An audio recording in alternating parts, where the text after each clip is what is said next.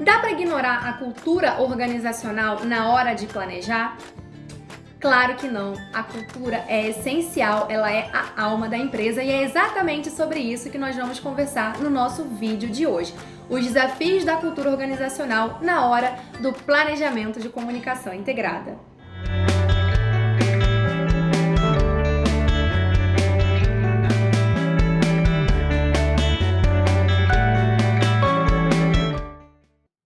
Olá, seja bem-vindo a mais um vídeo do nosso canal Comunicação Integrada, Cursos e Soluções. Eu sou Isabela Pimentel, professora, consultora, especialista em Planejamento de Comunicação Integrada e Gestão de Projetos.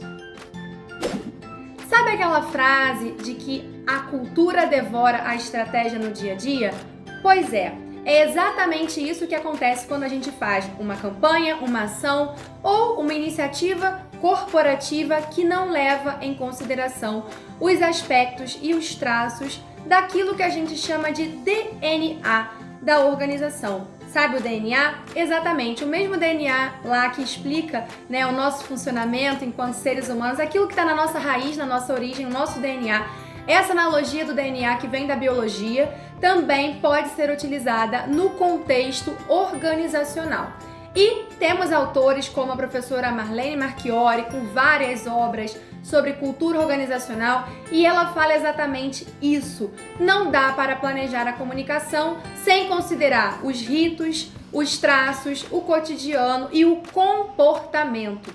A cultura corporativa, ela não só está no discurso. A cultura corporativa, ela também faz-se presente nos conteúdos, no ambiente, na arquitetura física, nas trocas, nas interações, e tudo isso tem que estar muito bem alinhado ao planejamento de comunicação. E você deve estar se perguntando por quê? Por que a cultura tem tanto peso no planejamento de comunicação? Primeiro aspecto é: a empresa, para que não passe por crises, ela precisa comunicar aquilo que está em seu DNA, ou seja, os seus valores. Para que o posicionamento seja forte e autêntico, a empresa precisa fazer, agir e comunicar exatamente aquilo que faz parte do seu dia a dia, ou seja, primeiro eu faço e construo reputação e depois eu comunico. Não adianta eu comunicar uma coisa só porque está na moda e depois isso vira à tona de que era falso e que a empresa não tinha nenhum programa, nenhum projeto sobre isso. Então, a cultura nos ajuda a garantir um alinhamento entre comportamento, diálogos, posicionamento e aquilo que a empresa comunica. O segundo ponto é que quando você planeja a comunicação sem considerar a cultura, você corre o risco de querer ocupar um espaço que a sua empresa não ocupa e querer trazer um tema que não está no dia a dia, nas crenças e nos valores. Um exemplo: a empresa faz uma bela campanha de diversidade e no dia seguinte sai na imprensa que o porta-voz fez uma ação, uma postagem que vai contra o respeito à diversidade. Então, não adianta a comunicação e a estratégia irem para um lado e a cultura, o DNA, os valores, comportamentos e atitudes irem para o outro.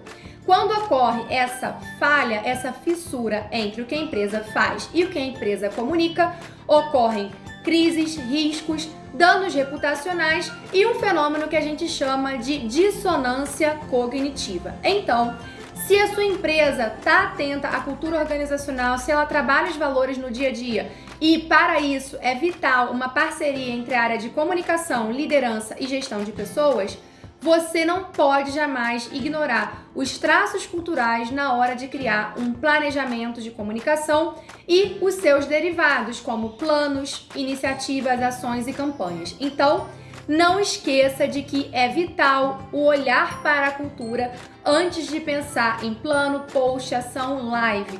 Senão, se a sua empresa ignora os traços culturais e o DNA, ela vai passar por uma crise, por um cancelamento, por um ruído, Então, muito cuidado com esse ponto ao longo dos projetos de comunicação em 2022. Se você é gestor de comunicação, marketing, RH e gostou desse vídeo, indica para um amigo, recomenda também a comunicação integrada nas demais redes sociais e não esqueça de que para termos resultados efetivos precisamos conectar pessoas e estratégias aos processos de comunicação integrada.